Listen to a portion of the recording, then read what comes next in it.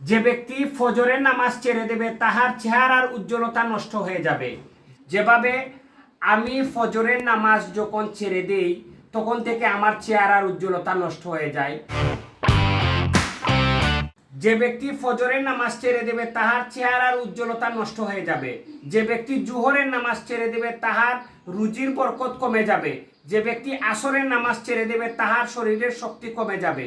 যে ব্যক্তি মাগরিবের নামাজ ছেড়ে দেবে তাহার সন্তানাদি তাহার কোনো উপকারে আসিবে না।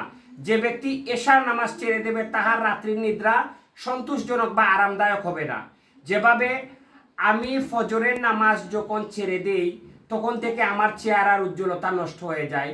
আমি যখন জোহরের নামাজ ছেড়ে দেই তখন থেকে আমার রুজির বরকত কমে যায়। যদি আমি অন্য মাসে আয় করি 50,000, তবে সেই মাসে আয় করি 25,000, অনেকটা কমে যায়। যে ব্যক্তি আসরের নামাজ ছেড়ে দেবে তাহার শরীরের শক্তি কমে যায়।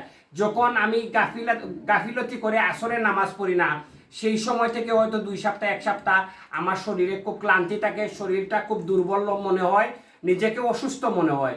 যখনই আমি আমার মাগরিবের নামাজগুলো 1 সপ্তাহ বা 4 দিন 5 দিন অনেক সময় নামাজটা ছেড়ে দিই বা কোনো কারণে নামাজটা পড়তে পারি না, তখন থেকে আমি মনে করি যে আমার সন্তান আমার কথা মতো চলছে না, সে আমার কথার অবাধ্য হয়ে যাচ্ছে।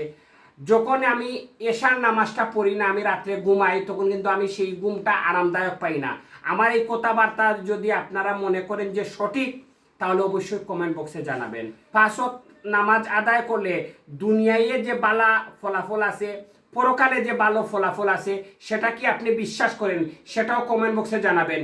এছাড়া 5 ওয়াক্ত নামাজ আদায় করার পরে আর কি কি পুরস্কার আমরা পেতে পারি, সেটা আপনারা অবশ্যই যারা জানেন আমাদেরকে জানাবেন। আর আমি আবারও অনুরোধ করব, আপনারা চেষ্টা করবেন 5 ওয়াক্ত নামাজ সঠিক মতো জামাতে আদায় করতে। এর ফজিলত আপনারা দুনিয়ায় পাবেন এবং আখেরাতে পাবেন। টাইমলাইন থেকে ভিডিওটি শেয়ার করে আপনার বন্ধু বান্ধবকে দেখার সুযোগ করে দিবেন। ভালো থাকেন, ভালো রাখেন।